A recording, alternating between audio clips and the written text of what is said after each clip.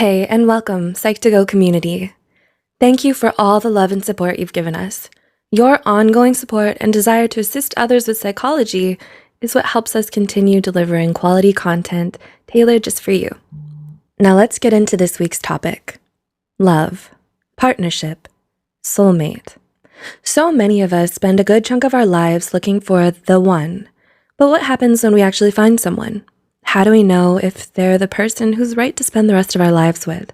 Or even if starting a relationship with them is the right choice? While compatibility is no guarantee of longevity, studies show that it is directly related to the quality and satisfaction of our relationships. Simply put, the more compatible you and your partner are, the happier you're likely to be with them. Everybody has their own ideas about what qualities and traits their dream partner should have. But rarely do we ever find someone who's a perfect match.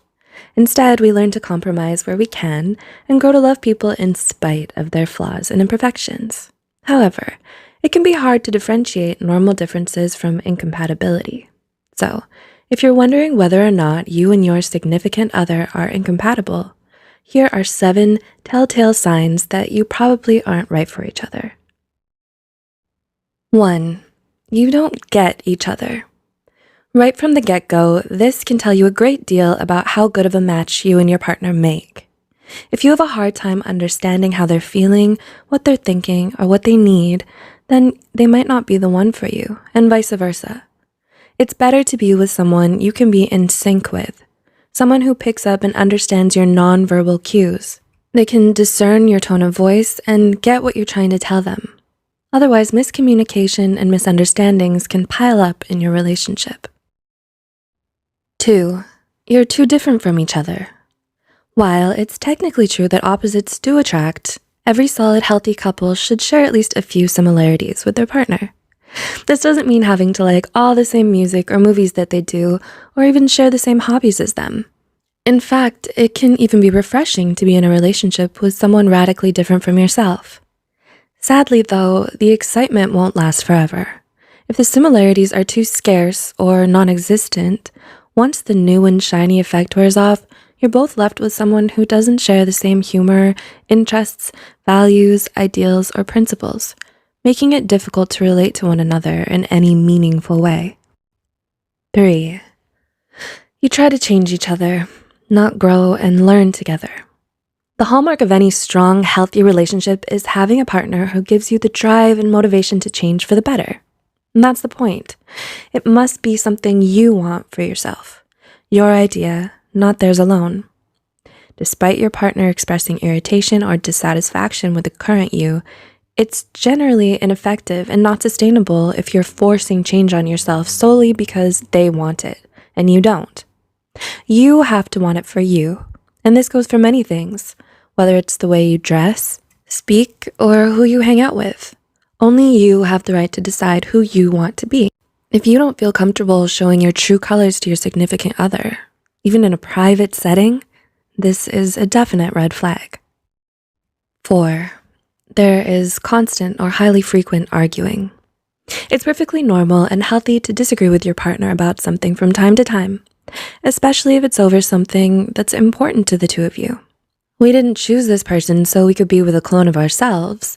The disagreements become a problem, however, when the arguing is constant and over the tiniest of things. It's even unhealthier if the fighting is dirty, shouting, name-calling, humiliating each other, holding grudges, and emotional blackmail. Being in a relationship with a partner who tends to bring out mostly the ugliest side of you is never good. 5. You attain peace by avoiding all the problems. It's all about moderation.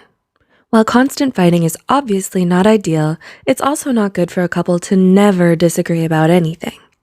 You need to be honest and communicate openly with one another about how you feel, even if it's not in agreement with the other person.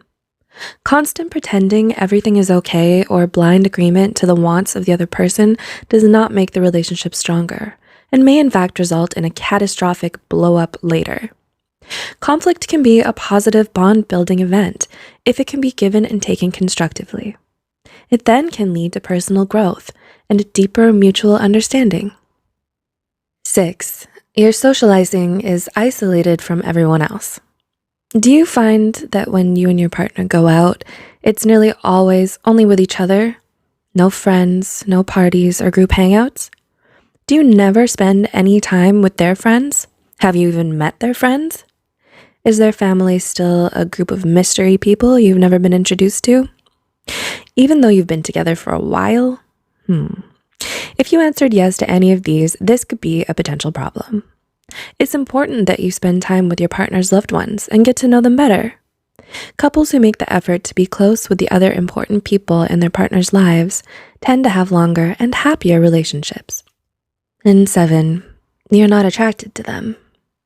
Lastly, but most importantly, even when everything seems perfect on paper, if you don't have any romance or chemistry, it's simply not going to work. Without even an inkling of those factors, you might have a best friend, but not necessarily a significant other. The result is that you will naturally be drawn to people you have that more than friends attraction to. The triarchic theory of love by Robert Sternberg even states that although intimacy and commitment are present, without passion, the love you share will only be platonic, like the love shared between you and your friends and family. In the end, there's no such thing as a perfect relationship. Everyone has doubts or disagreements at times with the person they love. A strong, healthy relationship takes ongoing effort, dedication, and also time for it to grow. What's important is finding that someone who, to you, is worth the effort. First impressions and initial choices do not seal your fate. Learning to know and recognize compatibility versus incompatibility will save you much heartbreak and possibly avoid more serious scarring. So take the time to evaluate your relationship with these key points in mind, and honestly ask yourself, is my partner right for me? We hope you enjoyed the video and learned something new about yourself and others. Please like, share, and give feedback or comment below. Let us know what you'd like to see next. Don't forget to subscribe to Psych2Go for more psychology content, and as always, thanks for watching and taking this short psychology journey with us.